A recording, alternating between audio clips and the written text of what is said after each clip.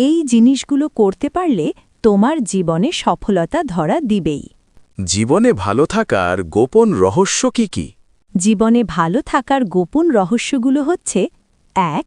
যখন তুমি একা থাকো নিজের চিন্তাকে নিয়ন্ত্রণ করো। ২. যখন তুমি বন্ধুদের সাথে থাকো তখন তুমি তোমার জিহ্বাকে নিয়ন্ত্রণ করো। ৩. যখন তুমি অনেক মানুষের মাঝে থাকো তখন তুমি নিজের আচরণকে নিয়ন্ত্রণ করো।